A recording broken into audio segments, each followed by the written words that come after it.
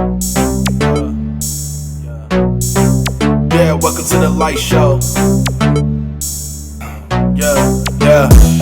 Hey, it's guaranteed. The rest of my team won't bust on the South 16. No, when we double down.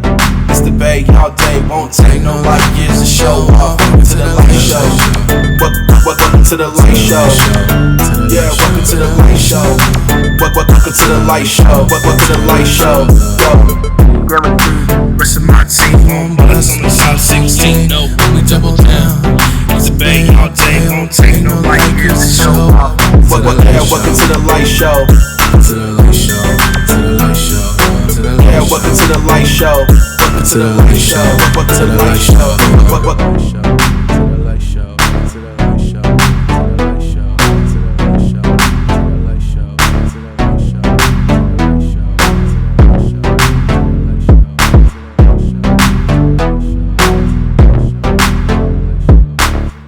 Ladies and gentlemen, boys and girls, you are now rocking with the best, the livest podcast you're ever going to watch. Once again, it is Luis Lightyear Vargas. I am Justin, the show-off Davis, and together we are The Light Show. So today we have a very fun and interesting show for you guys. A while back, we took to Instagram and asked you guys, what do you want to know about us? Any kind of questions? We're going to do a quick Q&A. So all the questions that you guys submitted, thank you if you put it in the comment section or if you replied on Snapchat or Instagrams. So we're going to reply to some of the best questions that we feel just to help you get a little insight on us personally. All right? Sound good, Lightyear? Sounds good to me. All right. So here are some of the questions that you guys sent us. So right off the bat, what do you guys look for in a girl? You want to take that one first? Honestly, I think you kind of go off vibes first. You know, that's how I kind of see if I want to like kind of escalate it. You know, just because I don't know. I think if there's someone that's really good with you over text is different from actually being with the person. You know, and then especially like nowadays, everything's just so like computerized or you're always texting each other or like Skyping or whatever, FaceTiming, where when you actually meet in person, it's awkward or it's just like, you don't know how to act. So I think the first thing is for sure if we have good vibes, and then from there you just kind of, see if she fills the checks the boxes and stuff. Yeah. I think for me, what I look for first off is a sense of humor. Like, you gotta be able to take a joke. I make a lot of dumbass comments. I say a lot of stupid shit. And like I try to gauge. What do you mean that's true? A lot of dumb shit. I try to gauge like how a relationship would proceed in the future, depending on like if you giggle, is it like an awkward giggle, like you don't want to make me feel bad, or if you genuinely find it funny, like stuff like that. So it's a huge sense of humor thing for me, but also. I mean, not to be shallow, but it has to be 50% looks too. I mean, there has to be a physical. Only 50? Yeah. It's 50% personality, 50% looks. Like, wow, so that's a straight down. Oh, it's straight down the middle. Really? So you can be really unfunny but really hot and still make the cut, or really? No. I mean, for sex, yes, you can be really hot and unfunny, and we. So do you take it back? Is that a different category then? Do you break that down in different categories? If it's talking about what you look for in a girl, I take this as more of a question about.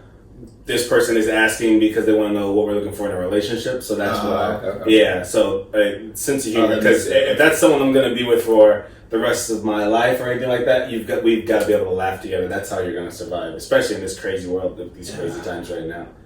You'll get canceled on your date. That's true. Question we got is, how did you guys meet? That's a good story, I think.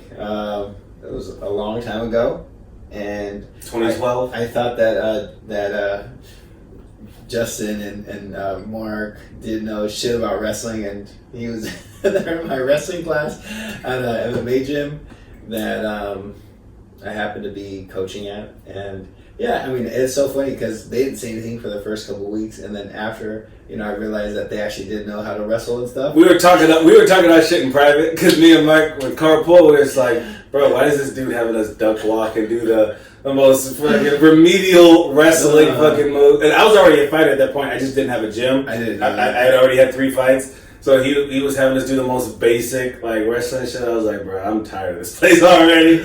That's just pretty much how it started. It was 2012 and now it's 2021. I guess I blame the head instructor. He didn't tell me anything about these guys. He was just like, hey man, just go and show wrestling, show the basics. And I was like, okay. Like thinking that they've never wrestled before, they just wanted to fight, or he was, because he was a good boxer, he was always quick on his feet and stuff. So I don't know, I didn't take him as a wrestler. And I guess Mark, I should have probably taken him more as a wrestler. But anyways, I didn't know that they actually knew what they were doing. He was a high school wrestler, and so was Mark. So it was just really funny.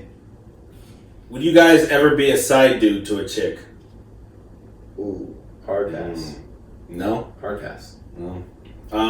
Yeah, that's a tricky one.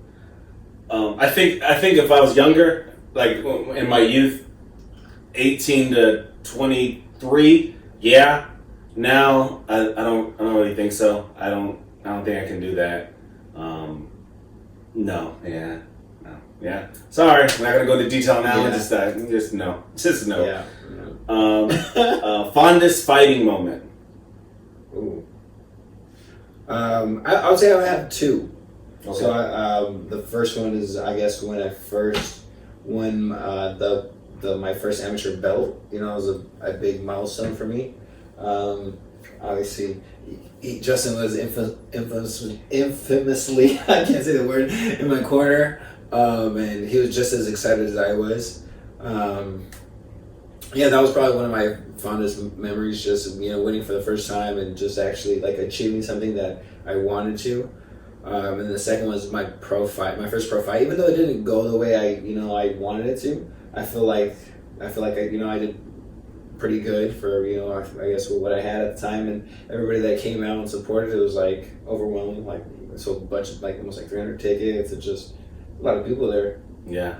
So yeah. I think my fondest fighting moment would probably be my first title win, but not because of winning the belt, but because of the actual fight. He was supposed to win. It was against Leroy Castro. He was supposed to win. He was like ranked number 5 and at the middleweight at that time.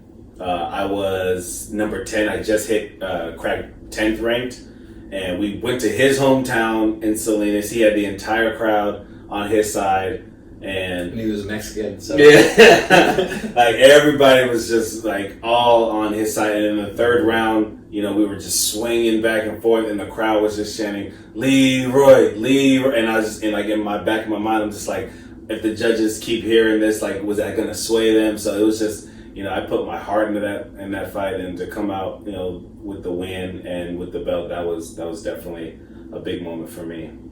Next question: who is you guys' favorite fighter?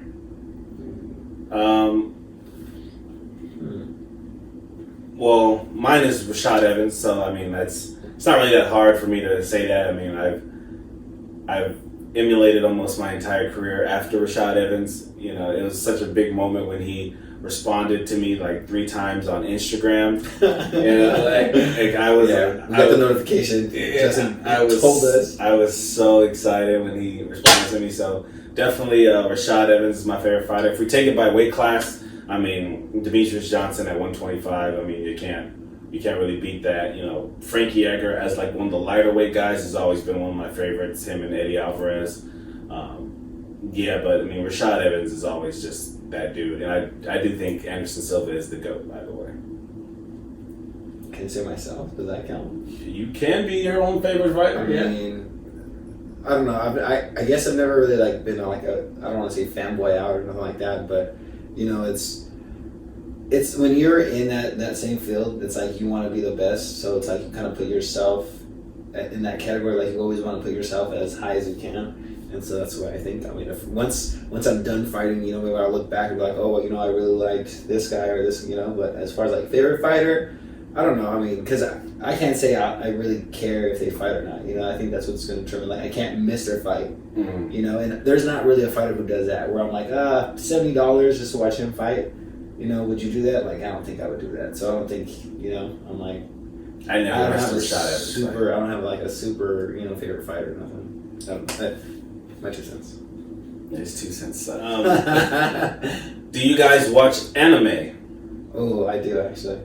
I only watch Dragon Ball Z, so Dragon Ball Z is my shit. Dragon Ball first, then Dragon Ball Z. Shout out to my boy Kareem Jackson, who got me into that in like 5th grade, and now Dragon Ball Super. Vegeta is life. My next tattoo is going to be a Vegeta piece. It's going to be right here. Dragon Ball Z mask. Vegeta has actually shaped and molded my life a lot. I know it's just a character, but like his mannerisms, like and everything he stands for, his pride, everything, I really like gravitate and flock towards that. So yeah, Dragon Ball Z. I don't really watch any other anime. I tried to get into Avatar, the last Airbender. I couldn't really get into that. Naruto tried, couldn't really get into it. So it's Dragon Ball Z. What about you? Yeah, I mean, I dabble in it. I'm not saying I'm like a crazy fan. You know, I don't really have all that much time to be like into the new stuff. You know, the new anime and all that. But I mean, the old school stuff. Yeah, that's what I really watch, and I'll stick to like Dragon Ball Z any day of the week. You know, that's just a go-to. Okay. What is you guys' favorite movie and favorite actor? Ooh, I'd have to say my favorite movie of all time is Bloodsport. Oh man, that just, you know, growing up, that's just like, he was just a badass, you know, and all the movies he was in, that's who that, like if I were to say like when I was younger who my favorite actor, that for sure would have been him. Like him as like a movie star was like, man, that was he could do the splits, he could fry him, motherfucker was bad. He was nice with it. Yeah. My favorite movie is Any Given Sunday, with the football movie with Jamie Foxx, LL Cool J, Cameron Diaz. I actually have a Willie Beeman tattoo because his character in that like changed my life. You'll see the graphic. I'll put a graphic up of the tattoo. Any Given Sunday is just everything about Willie Beeman, Steaming Willie Beeman was just it shaped and molded me. That movie came out in the year 2000. If you haven't seen the movie, go see Any Given Sunday. And you'll be like, why does this fool have a tattoo based on a movie character? You see that, and then you get me, and then you'll be like, I understand. Like, that's where I don't want to say my character, because I'm not a character, like, I am who I am, but, like, I gravitated toward that kind of person. My all-time favorite actor, though, is Nicolas Cage. Just his range is just... Nicolas Cage? Nicolas Cage. He's my favorite. I just think his range is just friggin' amazing. He can do the dramas to the actions. His newest movie, Pig, is gonna probably get him another Academy Award, so he's making a big comeback. So yeah. Next one. Biggest heartbreak in life. Let's not just tie that to a relationship. Let's just take that in life in general, because you weren't really specific when you asked the question. So what was just your biggest heartbreak that you ever had in your life? I think just when I lose family members, you know, it's just I don't think there's any type of pain that really comes close to that, you know. I mean, it's just like, I guess the emotional stuff where you can't do anything about it. Like you can, you know, there's really no way of. I mean, you know, like you can't fix it. That void, that hurt that you have, and especially seeing like the people that you love hurt as well, and then you can't do nothing to fix their pain. That's just like that's kind of like the hardest. So when I like went to Mexico when my grandma passed away and stuff, like that was really hard, and I was like so heartbreaking just to see everybody around, just you can't do nothing about it, you know. So yeah, that's kind of deep there, but yeah, I would say that was probably one of my, you know, like biggest turning points where I just see how crazy like life is and how short it is, and just, you know, give everybody their roses while they're still here type of thing, you know. Definitely give everyone their roses. Yeah, mine's probably, I mean, death too. I mean, any kind of question like this is probably going to deal with death. My boy Rashad, aka Spud, he was murdered in 2014, and you know, it's weird on the death like that because he was so young. You know, we were just like 24, 25. So like you mentally prepare as you get older to lose your grandparents, to lose your parents. You mentally prepare for it. I'm not saying that it's not sad. Of course, it's still going to be sad when it happens, but you're already in that mindset like, hey, they're getting old, they're getting up there. But you don't expect to have, you know, your 20-year-old friend to just die. You know, those are people you expect you're gonna grow old with. You know, he's my oldest friend since kindergarten. You don't expect him not to be there anymore, and then now he's not. And I was in a dark space for a while, but you know, silver lining is it kind of brought all of the rest of us together, like all the friends we grew up with from elementary, middle school, high school, all of us closer together, and now we all, you know, hang out more. We make an effort to see each other more now because we realize that, you know, it can be taken away from us like that. So through the heartbreak, there's actually some kind of silver lining. You know, I just hate that had to happen for it. If you weren't doing sports, what would you be doing? I think I'd be a lot bigger than what I am now. I'd be snacking all the time and probably just at home watching Netflix. I think they meant more of like career-wise. No, that's what I'm saying. You know, I won't go to the gym. I'll just be chunky, just eat all day. You just wouldn't have like motivation for anything? I don't think so, no. Because I need to, you know, put myself, like, the reason why, you know, I get up and go to the gym is so I can, you know, like, fight, right? Mm-hmm. And so if I don't have that, like, why do I want to go? Or I just kind of be lazy. And then I don't know, especially because, I mean, I've been fighting for so long where I'm like, man, that sounds really good. I'm sure I'll get tired of it, like, real quick. But no, okay, so career-wise, I mean, I work at the hospital now. Probably still the same thing. Something in healthcare. I mean, yeah. If I wasn't in sports, I'd probably pursue acting and singing and dancing on Broadway. That's like my biggest passion, honestly. I was in show choir since middle school, jazz choir in high school. Shout out to the James Logan High School Show Choir and Jazz Choir. I was the ambassador, which is the equivalent to like being a team captain. You know, so I was the leader of the choir. I've been in 2 high school musicals, Into the Woods, where I played Cinderella's Prince, and Guys and Dolls, where I played Nathan Detroit, a role once held by the great Frank Sinatra.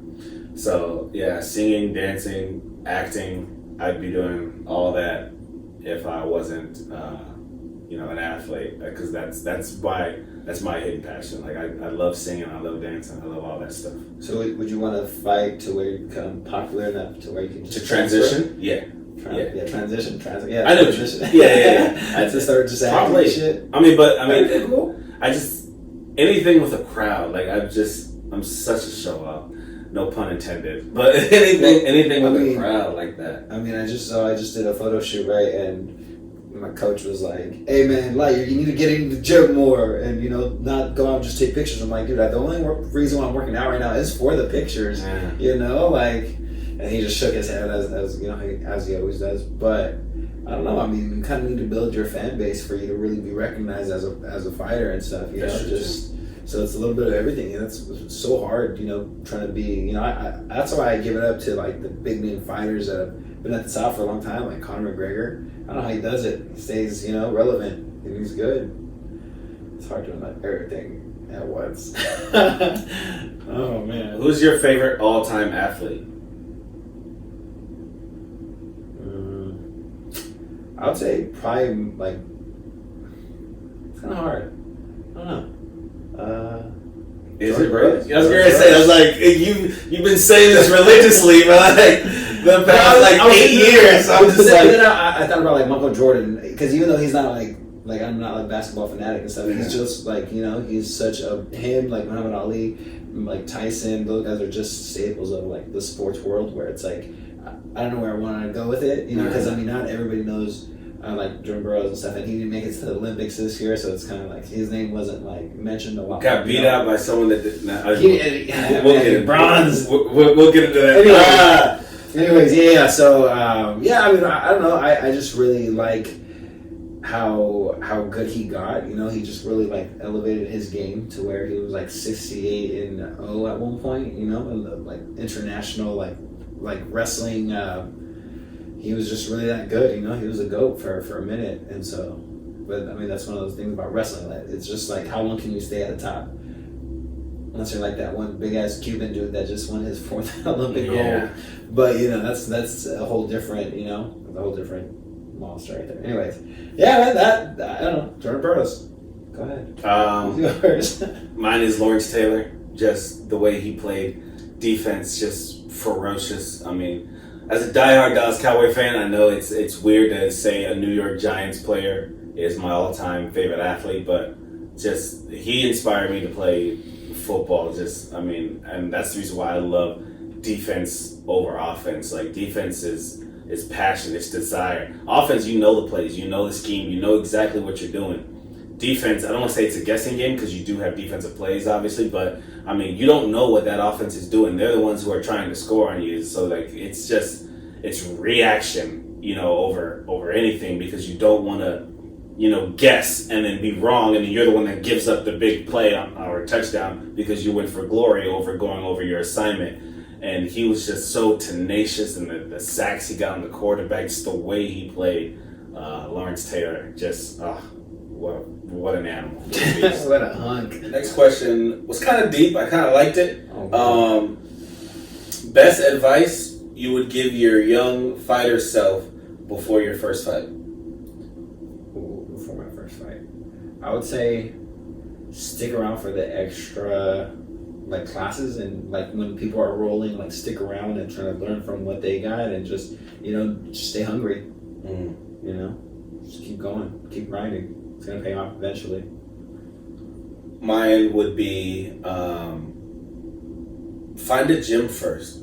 Like I said, I did my first 3 fights without a gym, just with friends in my corner. Like I had that kind of just weird rush to where, like, if I don't do something right then and there, then I'm just never going to eventually do it. So I just jumped into it. But I would tell myself, find a gym first, do this the right way. And then probably the next advice would be not cut back on drinking, because I mean, it's something I love doing. But don't drink 2 weeks before a fight, a week before the fight, 3 days before the fight.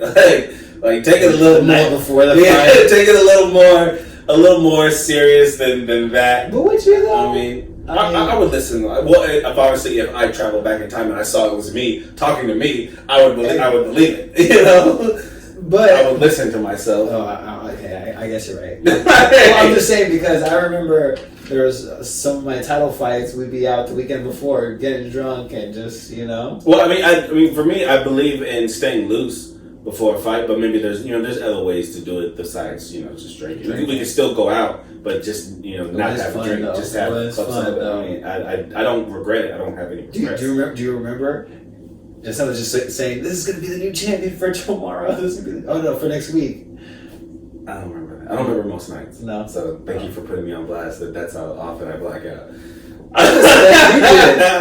You just said that. No, you just said we were drinking. Hey, do you remember that? Like, no, I don't remember. You remember. No, That's I don't right. remember. I'm not gonna lie to our fans. All right. You should have. See that he wants me to lie to you guys already. That's right. Well, lie don't hurt. Biggest fear in your life?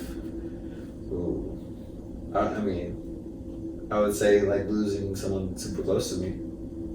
Again, I mean, something I can't control. I think my biggest fear comes from things I can't control. You know, just because nothing you do about it. So, yeah. Mine is agoraphobia.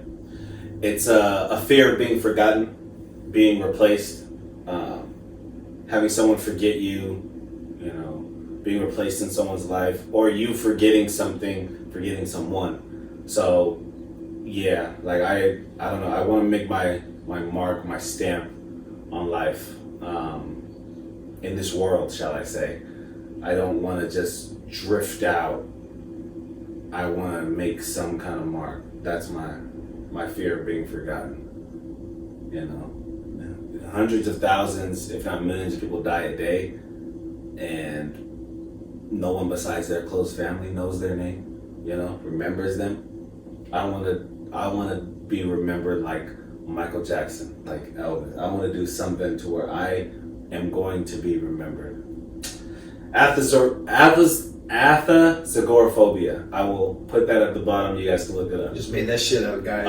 He just made that shit up right now. Just because I use big words and he doesn't understand them. Just made it up.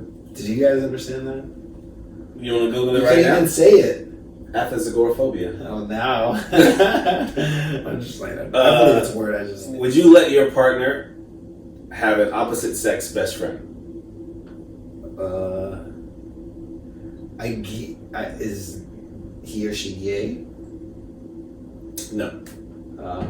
How long has that friendship stood before? Let's not deep dive so much into it. Well, I mean, because it matters. It really does. I mean, if this is supposed to be quick Q&As, and he's dragging out these fucking answers. Well, because like if you just got with someone and then like 3 weeks go by and then all of a sudden, oh yeah, look, this is my new best friend. His name is Mark. You're just like, oh yeah, okay, I get what you're saying. Like your new best friend. yeah, like okay, where the fuck did Mark come from? How'd you meet him? Where did you know? Yeah. That's what I'm saying, right? That's a fucking. I'd be like, no, Mark, get the fuck out of here, you. right? Nothing against Mark. We love Mark, but anyways, so that doesn't matter. And if it's like 2, 3, 4, 5 years before I met this person, if they had the friendship before you, then you can't do nothing about it. But if they start something new after, then that's when it's like, what the fuck? Yeah. Even if it's like a coworker, like, I don't know, like, really your best friend?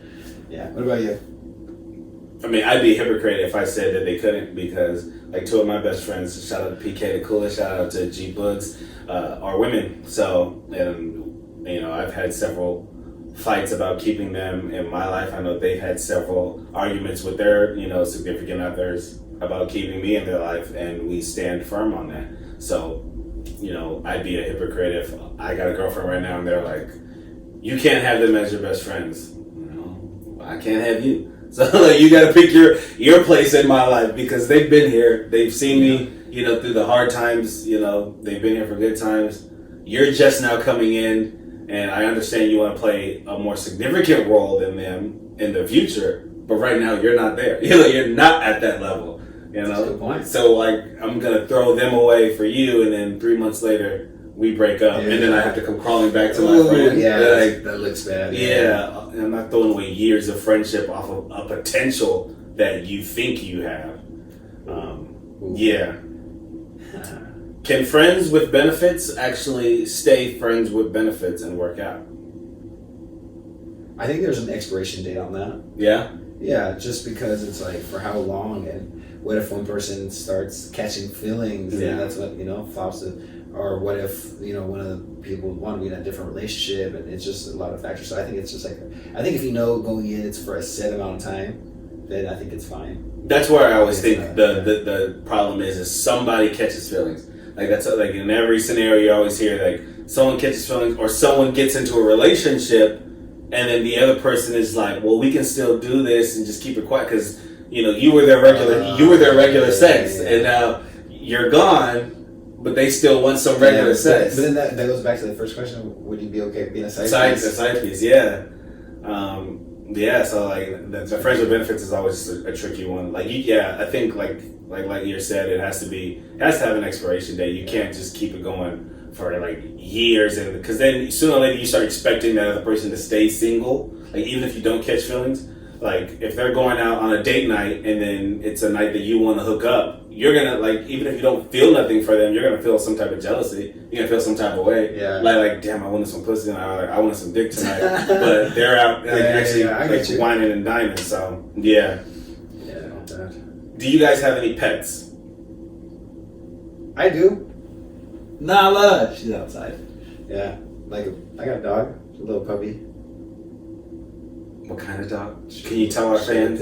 She's a little pit bull. Here, I'm gonna bring her in, actually. Please don't.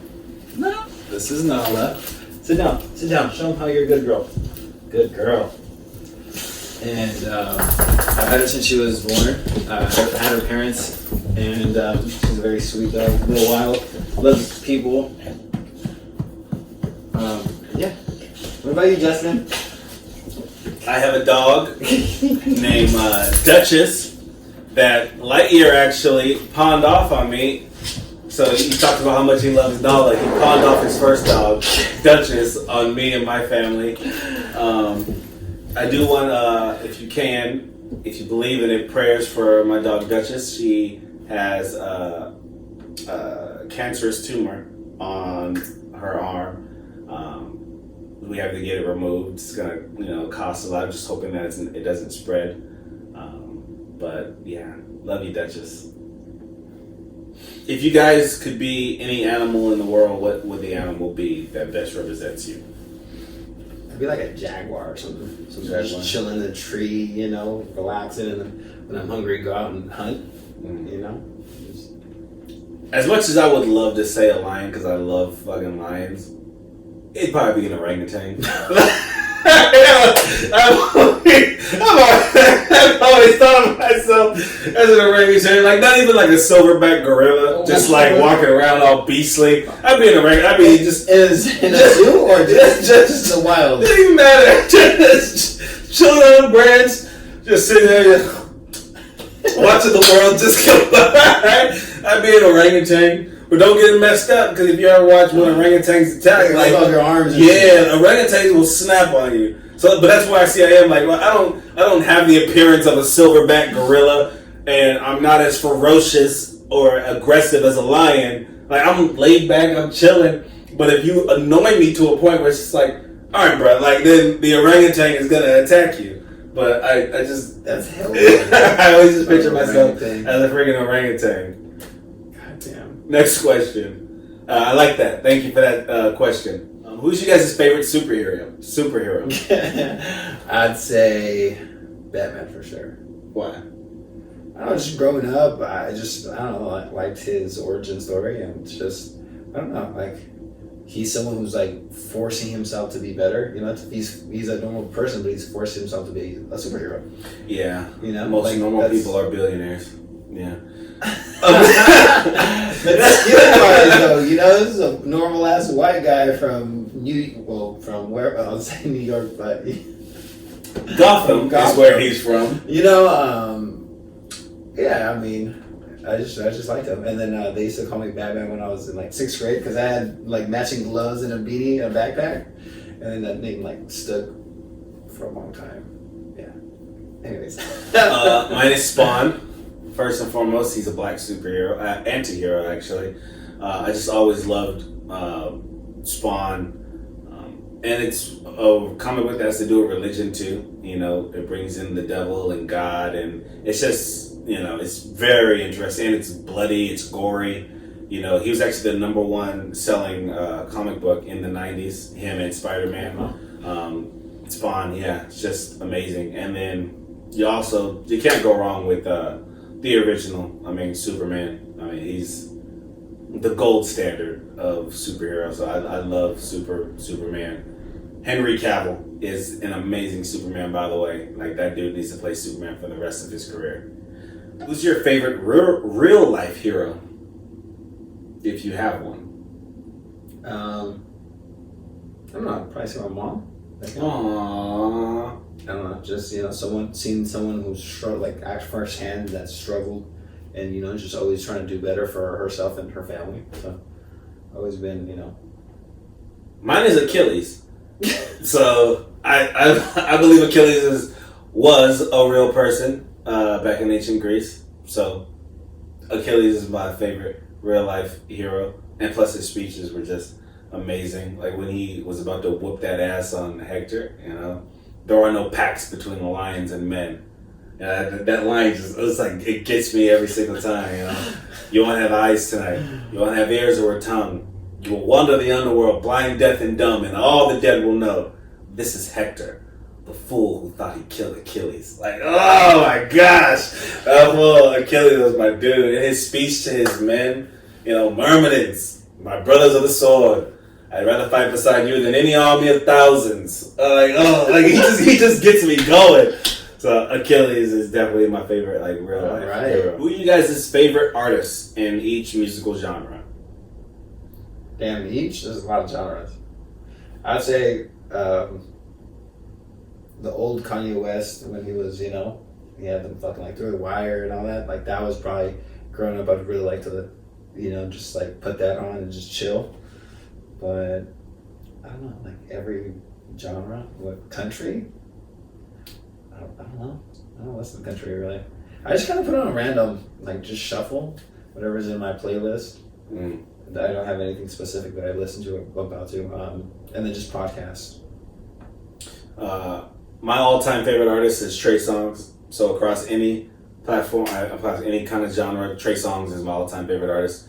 I've been rocking with him since I was like 17. I think he was 20 or 21. Yeah, and it was great to see him blow up. But then people kind of forget like who original fans were. Like if you go back to my MySpace days, like I was blasting Trey mixtapes, you know, trying to hype this dude up, and then he blew up. And then so yeah, it's great to see that with you know, an artist you really like. So obviously he's my favorite R&B artist. Biggie, favorite rap and hip hop. He's just my dude. I got into a lot of arguments / fights in elementary school, being on the West Coast, picking Biggie over Pac all the time. Freaking elementary school kids really getting invested in Biggie versus Pac, but Biggie, rock and metal, the group called, that's a hard one, rock and metal, because my favorite one just kicked out their lead singer, so I don't want to just give them a shout out because they kicked out the lead singer. So I'm just gonna say that I grew up listening to Linkin Park and Blink-182. Like they were my stuff back then. But shout out to Tyler Carter. You know what group kicked you out, and you didn't deserve that. But Tyler Carter, lead singer, he's my all-time favorite vocalist. That boy can sing. Country, Florida Georgia Line, old Florida Georgia Line, like first 3 albums. They're starting to get a little too country now, like hay barrels and tractors. I'm just like, they get a little too deep south for me. Like before, you guys were mixing in with the hip hop stuff, and then that boy Sam Hunt. That boy Sam Hunt is a beast. He's beasting out his music. And I think that pretty much covers everything. I mean, oldies. Of course, I'm gonna go with like Prince and MJ, stuff like that. Yeah. Would you date a girl that doesn't work and lives with their parents? No. So if that was you and you asked that question, I'm sorry. I don't want to go into detail then because I don't want to shit on your life. But if you don't work and you live with your parents, one or the other, all right? Say you're working just to save up for your own plate or something, but you can't have both. You can't do both of those. Yeah. Next question: would you date a single mom? Right now. No, I don't think so. I would. But again, it depends on how well does she have her life together.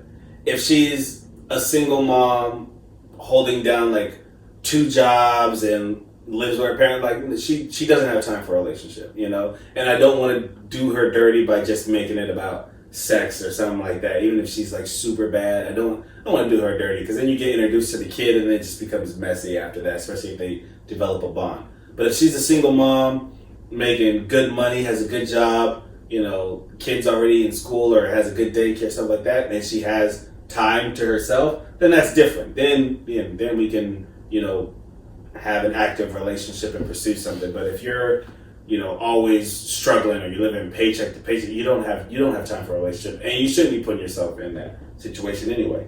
Right. But on that note, also, I hate these single moms that overvalue themselves, that treat it as if they're on the same value as a woman that doesn't have a kid. Like sometimes you have to realize like you are coming with somebody else's child. Yeah. So I mean, to say like, oh, I know my worth, I know my standards. Did you know your standards before you got pregnant the first time? Like, obviously there are some. That's such a good point. Yeah, there are some situations where you were really dating, you were engaged, you were married, and then now you're single. And you're single. That's not most. Yeah, we're not talking about you. We're talking about the girls that had those freaky deakies, those sneaky links. You got pregnant. You don't believe in abortion. You had the baby, and now you're sitting here talking about I know my self-worth, and if you don't spend at least $300 on me, you gotta take me and my son out, or me and my daughter out. Like, bro, like did the first dude do that? Because I doubt he did. And even if he did, you're now a used car. Like you don't get that same value. You don't get that same treatment. I'm sorry. That's just not how the world works. Yes. Do you guys have a favorite quote? Yeah. I would say everyone has a plan until they get punched in the mouth. Good old Mike Tyson. That's Love that one. Mine is from Glennon Doyle. It's, if you can't beat the fear, then just do it scared. And I love that quote because that means no matter what, just do it. Like no matter what, you're gonna do it. So and that quote means so much to me because I go into every single fight scared. Every single fight. I think anyone is lying when they say that they aren't afraid, at least a little bit. Mike Tyson did a whole interview talking about how he's afraid in the locker room, to afraid to the walkout, till he gets into the ring and then kind of just sheds off of him. If you say you have no fear, then you're not alive, you know. So yeah, like if you can't beat the fear, then just do it scared. But no matter what, you're gonna end up doing it. So I love that. How did you guys get your nicknames? I don't know. I kind of picked mine, so it doesn't count. That's it. Yeah. All right. I feel like it's not a good story. It's just, you know. Well, then make it quick. But the people want to know how did you get Lightyear? How did you come up with Lightyear? So a long time ago, my friend had Goku on his Facebook, and then I had Gohan because that's my favorite Dragon Ball Z character, and I just liked. I don't know. I just liked it, right? But then I ended up changing it because I wanted something that just kind of rolls off the tongue a little bit better, and so Luis Lightyear kind of sounds a lot better than like Luis Gohan. That doesn't, you know, sound very appealing. And so I had that on my Facebook like page, and then for my first fight, or it was like my second fight, I can't remember. Someone asked, like the announcer asked what my nickname was, and Justin just yelled out, "Lightyear! It's Lightyear!" That was the first fight. And then it stuck. There you go. Show off for me. I mean, if you know me in real life, it's pretty damn simple. Like, I got called a show off a lot, and it just never became a nickname because my nickname growing up is Heat, and so a lot of times I just say Heat is my real name because actually it's been 15 plus years now where I've gone by Heat. So Heat's always been my name, but show off is just like that's the best way you can describe me. Like persona. Yeah, it's like whether it's one person with me or 100 people around me, you're gonna get that same kind of I want to be the center of attention. I want to be that dude. Like, so show off is just who I've always been, and I just needed a name to it, and it was just show off. So that's easy enough. It just kind of it just found itself, shall I say? If you spent $200 on a date and you didn't get to have sex at the end of the night, are you going out with her again on another expensive date? Well, I think if that first date, the hype was worth it, then yes. But if it wasn't, then no. You get it? Like, if I spent $200, which is fine, but I had a really good time where I enjoyed the company. It wasn't like boring. It wasn't awkward. There was like, she attempted to pay for something or, you know, like, oh, I'll get dessert type of thing. Mm-hmm. Then yeah, that's fine. I think that obviously it's like, I mean, if you're really trying to invest in something, like that's nothing, you know, for a lifetime of happiness or life partner that, you know, that loves you and so on and so forth. So I think it's fine. Yeah. Especially if I have the means to do it, yes. Mm-hmm. But if I don't want to fake like, oh yeah, I'll take you out again, and then like kind of fuck myself over because I don't have enough money to pay for rent or pay for food. You know, like you gotta know your situation. You gotta, you know, be able to. But yeah, I personally would do that. Yeah. Same exact answer.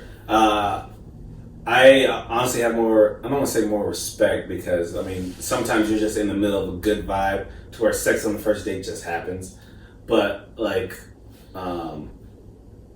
there has to be a kiss at least, I think. There has to be a kiss? Yeah, if we're just a friend at that point. If we just hug at the end of the night and I just bring, like, you know, 2 bills. Man, like, I don't care how good the vibe was. I don't think you're getting you're not even getting a call the next day, like, oh, I had a really good time. Like, at least a kiss. That's so wild. Yeah, like, at least a kiss. But I'm perfectly fine if we don't have sex on the first night. Like, I wouldn't even push it or pressure it. But there definitely has to be, you know, a kiss at least. I think we have a few more of these fan questions. This is a really good one. This might be a girl that likes both of us. The question is if you both wanted the same woman, how would you decide who would get her? The old-fashioned way you flip a coin. I don't know. I mean, I guess, do we both know that she likes both of us, type of thing? Like, let's take it more. Let's take it more simple. Like, let's say we're like at a bar or something. We see a woman and we both, and I feel like if we both wanted her, it'd be like a little friendly competition. I would say, like, is it the old school way where you're just like call dibs, and then if you call fuck, you beat me to dibs, and then like at the end of the night you're trying to spit your game, but then she's like vibing with you, but then she goes, you know what? I think I want to talk to your friend. You know, then it's like one of those things where you know what I'm saying? Yeah. I mean, but if you call dibs and you go and you fucking strike out, then it's fair game afterwards. But at the same time, it's like, I don't know. I think if you guys actually go out on a date, then that's when I'm like, all right, then I'm not gonna talk to that girl anymore, type of thing. You get me? I feel it. Yeah, but if it's like you just texting and then it doesn't work out, and it's like, hey, shoot me your boy's number. It's like, you struck out, so let me. I think that's completely fine. I mean, even if it's just like a little friendly competition, it's like, oh, I bet I can get her number before you. Something like that. Like, that's completely fine. I think it'll only be a problem if it's like somebody that we've kept seeing over and over again, like in a group setting. Like, say there was this girl at the gym that we both go to, and we both think she's really attractive, but like I talk to her more, but he just finds her really attractive, and I tell him like, hey, I actually really have like feelings for her, and then he's like, but you know, I want to smash. Then that's where it'd be an issue, because like I already told him I have feelings for her, like, so like that's kind of messed up. But if we were both just like, oh yeah, man, she's pretty, blah blah blah, and I'm talking to her like friends, and he's like, hey, you know, what kind of stuff does she like? I'll kick him the information, because you know, I'll see if he has a shot, you know. So it's just, you know, you just gotta go based off whatever scenario we're in. Yeah. So, you know, actually, sadly enough, man, that used to happen to me all the time, like growing up and like middle school and stuff, where like I was always that friend that like the girls would talk to about my friend. Yeah. So I was always in the middle, but then like, because I don't know, I was a really nice guy. Like I didn't really, you know, I didn't really have game or nothing like that. I was like all innocent and shit growing up. So literally the girls would talk to me and then I'd relay the message back and forth. But then it'd be to the point where like I know my boy didn't want to talk to her, and then like this girl started thinking I was cute, and then it just looks really fucked up that it's like, even though like she wanted you but you didn't talk to her, and now I'm talking to her, type of thing, because she, like, you know. So I was always put in that position, and it fucking sucks. But yeah, man, I feel it. Do you guys have a celebrity crush? Not really. No? No, I mean, there's females that I think are super attractive, but I wouldn't say like I have a crush on them. I got a big ass crush on Joy Taylor, co-host of The Herd on Fox Sports 1. She used to be the moderator for Undisputed, Skip and Shannon. Joy Taylor is just, she is so gorgeous. Oh my God. I comment on every single Instagram post, every single Facebook post. I try to get her attention. I try to get her. Okay, I take it back. I do have a crush on somebody. I'm not done with my love profession. I'm gonna forget about her. Freaking Joy Taylor. Joy, if you just happen to watch this, like, please, and she can just talk sports all day. That's like, you can just kick your feet up, have a beer, watch sports, and just talk sports for hours with her. Like, that's my ideal woman, and she just looks like she just has fucking so much fun while she's doing it. Like, it doesn't look like a job to her. It looks like that's what she enjoys doing. Joy Taylor, she is so freaking gorgeous. And, you know, she does have a brother in the Hall of Fame, Jason Taylor. Shout out. Miami Dolphins. It sucked, though. I was Rachel. How do you say her name? From Rachel Ostrovich. Yeah, she is. That girl is my crush. God damn. Yeah, that's it. If you were in a street fight and you could only have 3 friends with you, who would you pick?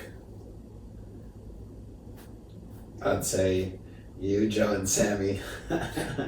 Tell me why those are my exact same names. Yeah. Those are my, it'll be him, Joe, and Sammy. Of course. Yeah, of course. If you guys don't know who they are, like, I'm sorry. Like, Joe, he's fighting. We're saving that for the end. Oh, okay. We're saving that for the end. But, yeah.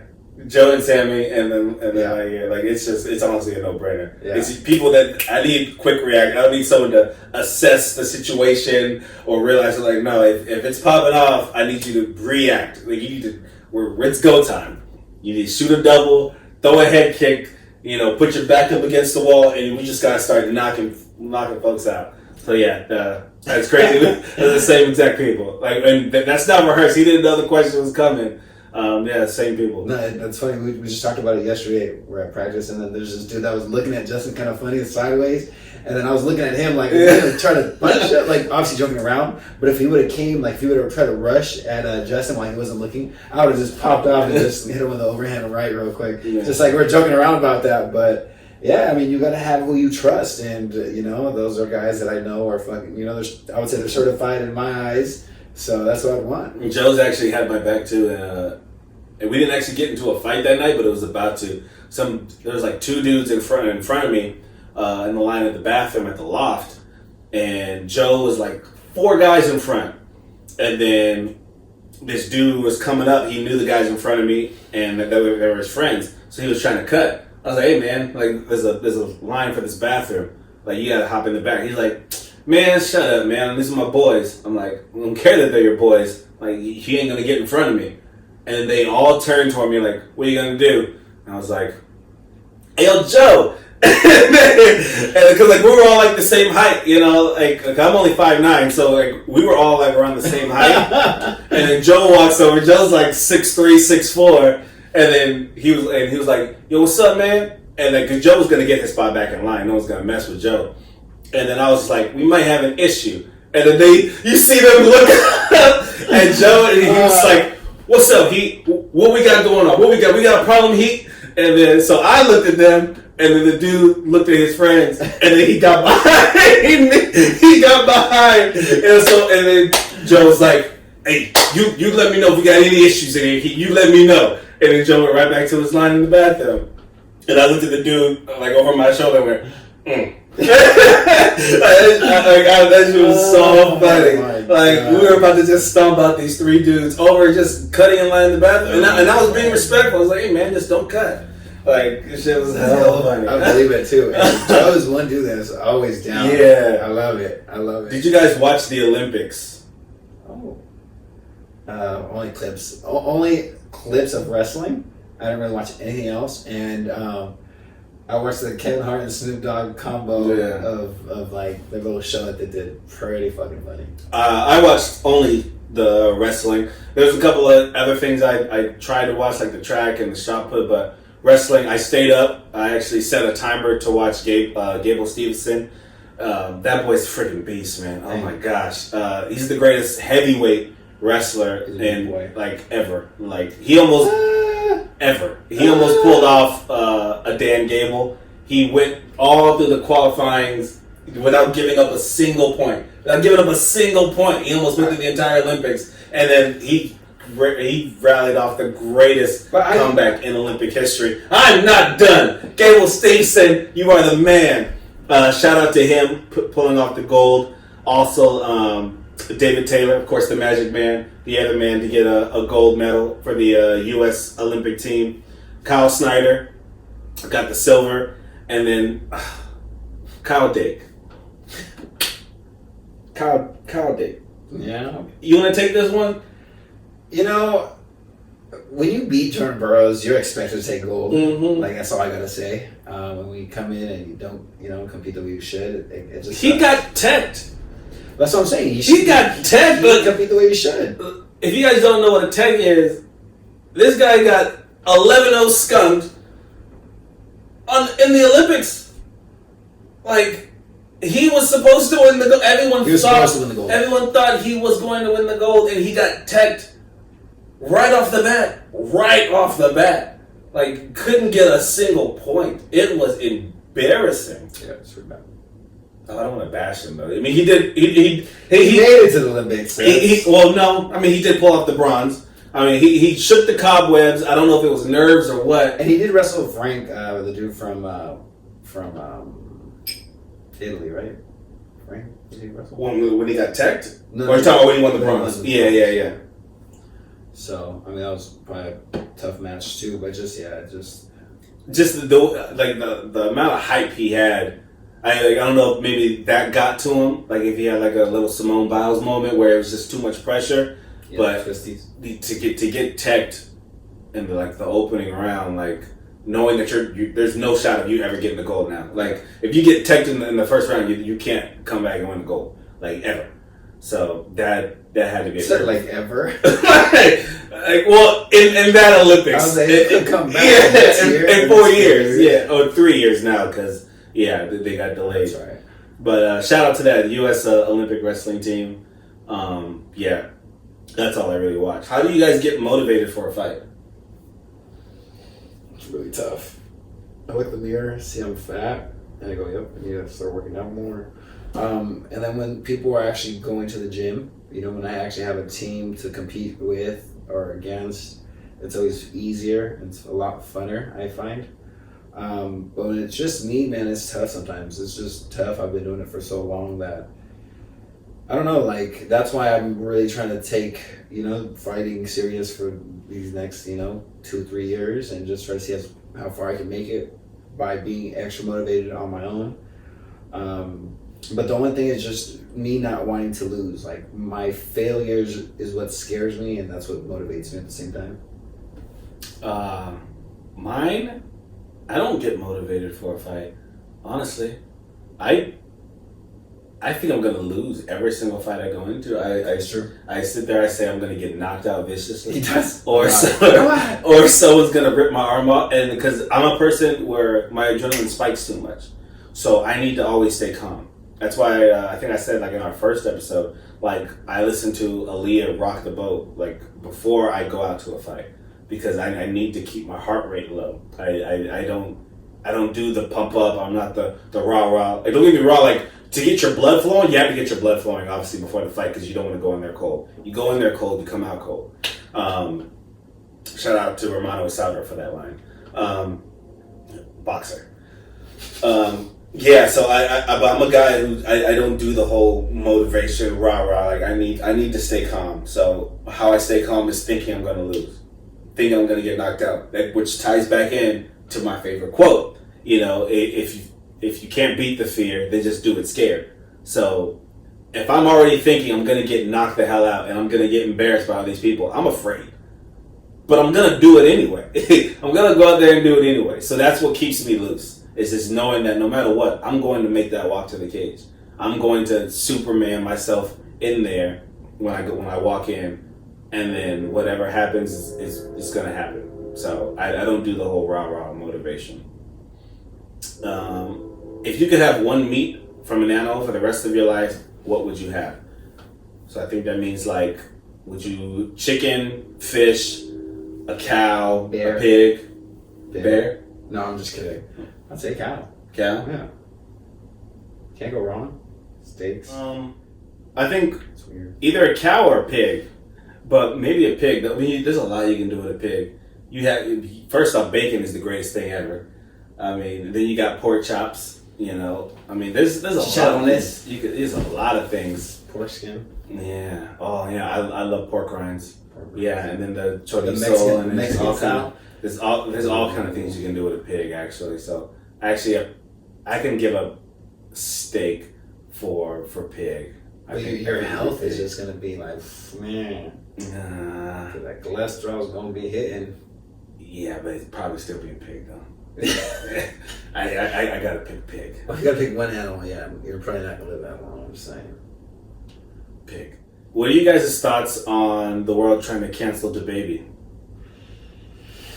I don't know.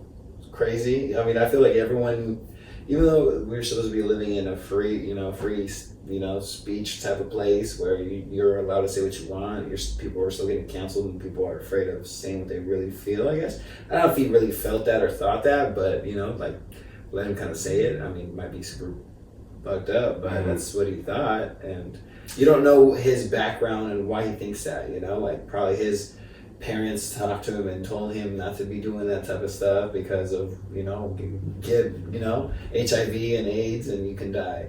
And so he probably, I don't know, just said it as first thing going through his head.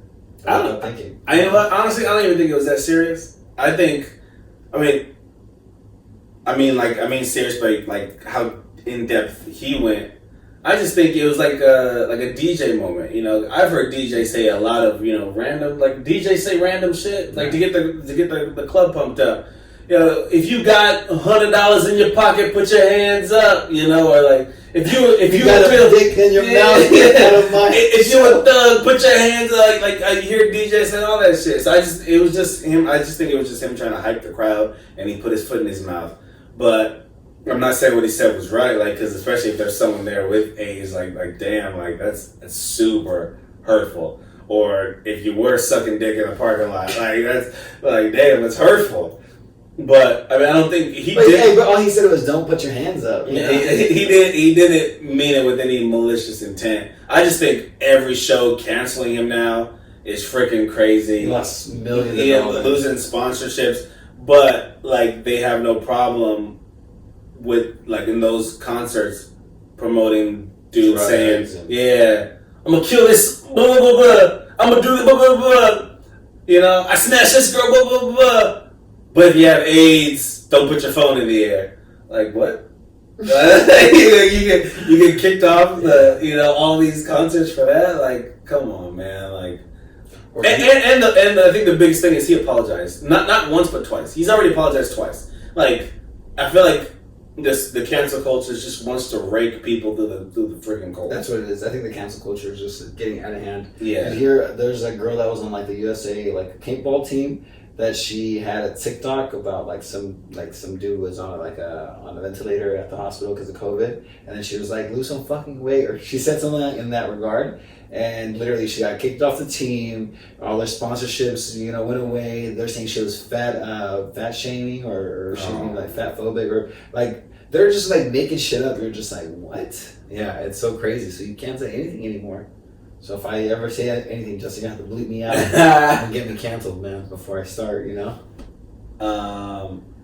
I don't mean anything like maliciously. If I say anything that offends anybody, just throwing it out there. Neither is Justin. We're just bullshitting here. These are just funny ideas and funny, nothing to. This is our comedic sense of humor. If we say something that offends you, sorry, but it is what it is. I'm speaking my mind half the time. So, how far do you guys want to take this podcast? Ooh, all the way. No, just kidding. At least to 100 subscribers to where we get that OnlyFans. Shit, I've had a couple of people ask me about that. We don't have subscribers, so I can't download it yet. I don't know. It would be cool if we got paid to do this for a living, like a la Joe Rogan or something like that. Like if for sure upgrade our facilities if we actually made money. Yeah, like I mean, I definitely think that right now it's just in that fun stage, but if we can elevate to where like we got sponsors or stuff like that, yeah, that'd be really fun. Yeah, I feel it. Yeah, no, I definitely want to get it to where people actually know our names, like a show, yeah, that'd be tight. It's cool. Get some shirts made, bumper stickers, the whole. Who's down for some stickers if we make some or some shirts? We want to get some merch maybe within the next couple of months, hopefully. And on that note, that is the end of our questions. But shout out to our teammate from Dark Horse Gym, Joe. He will be fighting August 28th, which is a Saturday, Dragon House Fights. He will be fighting, I believe, his third amateur fight. Third. It's going to be a big one. I'll put the description and everything down below so you guys can check it out.